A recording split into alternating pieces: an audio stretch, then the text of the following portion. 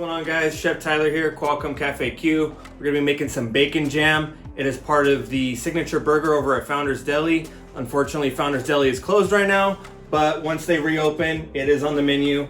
So go ahead and head on over there and give it a try once they reopen. So getting started, we have some of the ingredients here that are going into our bacon jam.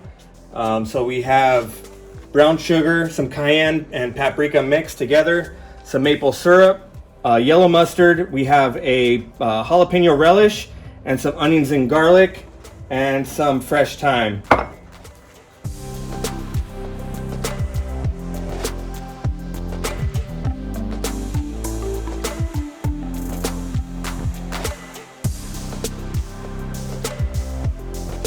Alright, so we have our bacon here. It's about a pound of bacon, and I'm gonna start cooking this on medium heat. There's no oil in the pan. There's no onion or garlic. I'm starting in a cold pan because I want that bacon fat to kind of render out.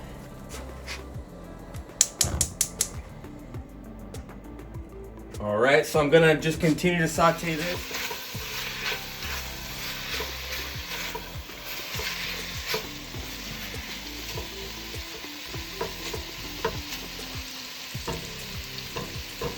Now that the bacon is starting to render, we have a little bit of fat in the bottom of the pan here, and in just a few minutes we're going to add our onions and garlic and start sauteing those in there.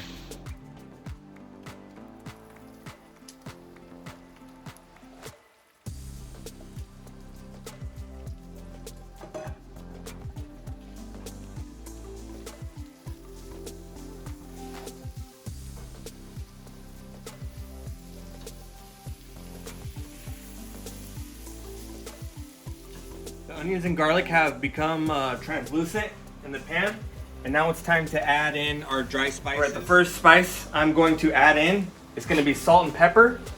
That's going to be to taste. More heavy pepper. I have a teaspoon of paprika, a quarter teaspoon of cayenne, and 1 1/4 teaspoon Cajun seasoning.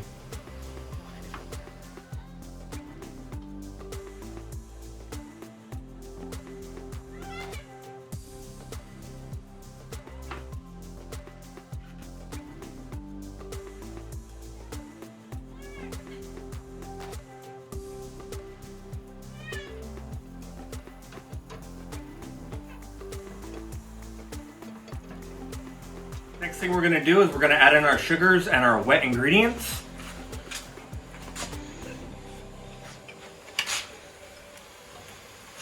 I believe this was 2 tablespoons of yellow mustard. Just going to kind of stir that in there real quick.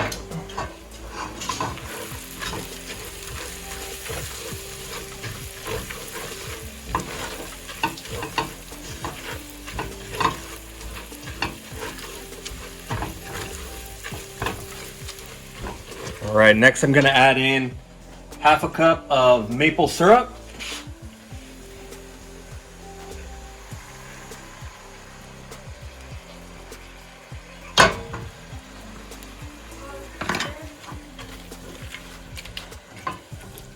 And the last few steps I'm going to do is I'm going to add in some brown sugar and some balsamic vinegar.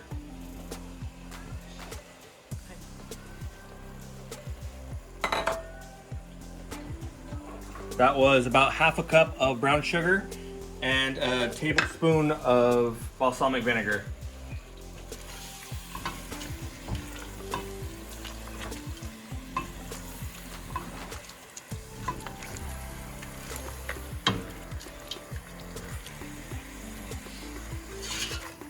One of the most important steps about this bacon jam is that you need to bring this to a boil, and it needs to hit 220 degrees. If it does not, it's not gonna set when it comes time to cool, and you're not gonna have a jam. You're gonna have some watery, sugary type of juice.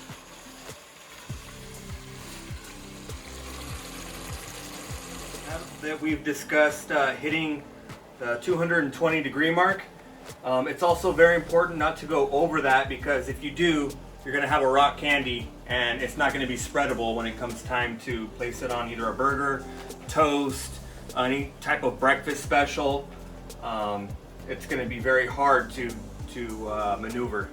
All right, the last ingredient that I'm going to add in here is fresh thyme. But before I do that, there's a quick safety moment here. This bacon jam is at 220 degrees.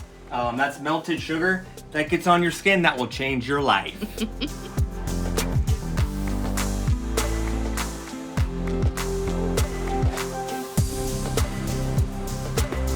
So I turned the heat off, took the bacon jam off, and then I added the fresh thyme in.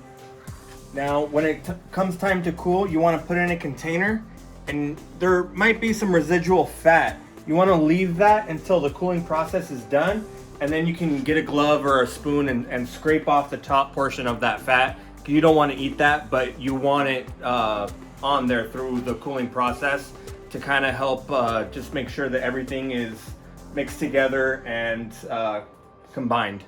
Comparing some recipes online, some jams and jellies called for pectin, which is a natural occurring starch in vegetables and fruits, which is in the cell wall, and which creates a semi-solid texture, helping to kind of solidify the jam and make it a certain type of consistency. However, this recipe, it was not needed. That is a beast of a burger.